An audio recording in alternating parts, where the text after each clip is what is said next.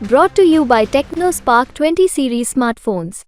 रायबरेली और अमेठी में कांग्रेस ने प्रत्याशी अभी तक क्यों नहीं दिया है और इसके पीछे की क्या सीक्रेट स्टोरी है वो अब सामने आ गई है। आज की इनसाइड स्टोरी में हम आपको बताते हैं।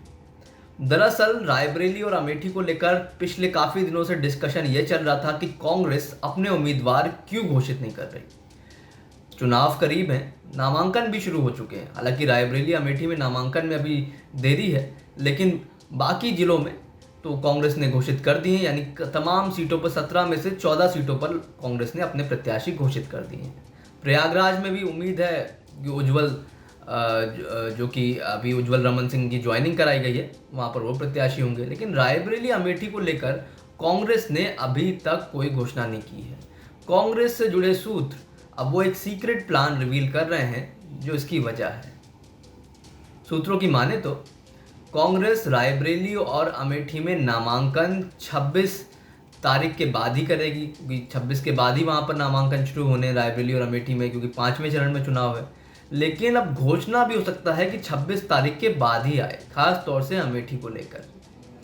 दरअसल 26 तारीख को वायनाड के चुनाव खत्म होने हैं, यानी वायनाड में वोटिंग 26 अप्रैल को पूरी हो जाएगी। इसके बाद 3 मई तक रायबरेली और अमेठी में नामांकन होने हैं, जिसके बाद चुनाव होने हैं 20 मई को।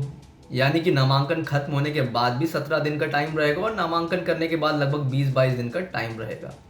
ऐसे में कांग्रेस से जुड़े सूत्र ये दावा करते हैं एक बार वायनाड का यानी इलेक्शन निपट जाए, क्योंकि अगर राहुल गांधी और प्रियंका गांधी वहाँ पर चुनाव लड़ते हैं, खास तौर से राहुल गांधी अगर अमेठी लड़ते हैं, तो कांग्रेस नहीं चाहती कि ये बात खुलकर 26 तारीख से पहले आए। क्योंकि अगर 26 तारीख से पहले आएगी तो साउथ में ये नैरेटिव बनाया जाएगा कि राहुल गांधी यहाँ हार रहे हैं, इसलिए नॉर्थ भाग रहे हैं। कांग्रेस नहीं चाहती कि इस तरह की बात इस बार आए, जैसे पिछली बार एक अमेठी में नैरेटिव बनाया गया था कि अमेठी हार रहे हैं तो वायनाड भाग रहे हैं।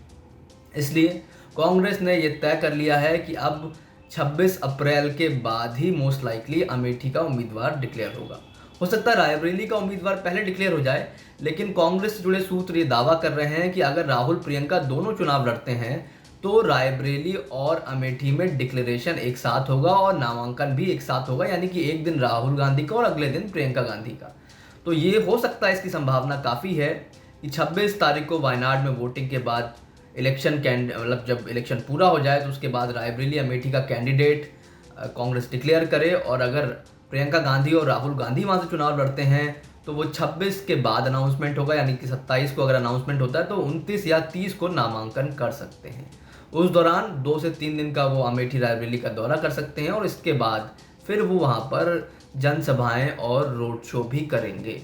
लेकिन इसको लेकर अभी भी बहुत सीक्रेसी बढ़ती जा रही है। आप देखिए, कोई भी कांग्रेस का बड़ा नेता रायबरेली अमेठी पर जब बात होती है तो एकदम चुप हो जाता है और कहता है पार्टी डिसाइड करेगी, वो गांधी फैमिली की ट्रेडिशनल सीट रही है। जब राहुल गांधी से पूछा गया एक प्रेस कॉन्फ्रेंस के दौरान, तो राहुल गांधी ने कहा कि पार्टी जैसा निर्देश देगी मैं वैसा करूंगा।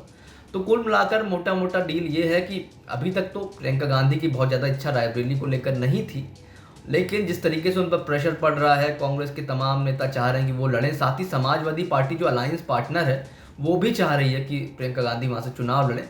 तो ऐसे में संभावना है कि वो चुनाव लड़ सकती हैं। वहीं राहुल गांधी को अगर लड़ना होगा तो 26 अप्रैल के बाद ही उसका अनाउंसमेंट होगा, क्योंकि 26 अप्रैल को वायनाड की वोटिंग पूरी हो जाएगी। सूत्रों की माने तो ये बीजेपी का नैरेटिव जो है उसको टक्कर देने के लिए से बीजेपी कोई ऐसा नैरेटिव ना बना पाए दोनों के खिलाफ, इसलिए ये प्लान किया जा रहा है। वहीं रायबरेली में बीजेपी भी अभी तक अपना उम्मीदवार डिसाइड नहीं कर पाई है। बीजेपी से जुड़े सूत्र भी यही बताते हैं, उसका कारण ये है कि कांग्रेस का उम्मीदवार वहाँ पे नहीं आया है। अब मनोज पांडे, दिनेश सिंह, नुपुर शर्मा तमाम नाम चल रहे हैं, लेकिन बीजेपी भी डिसाइड नहीं कर पाई है। तो कांग्रेस ने यहाँ पर एक सीक्रेट प्लान तैयार किया है, क्योंकि कांग्रेस नहीं चाहती कि बीजेपी कोई भी नैरेटिव बना पाए रायबरेली अमेठी को लेकर। तो ये थी आज की इनसाइड स्टोरी। ऐसी तमाम इनसाइड स्टोरी हम आपको बताते रहेंगे।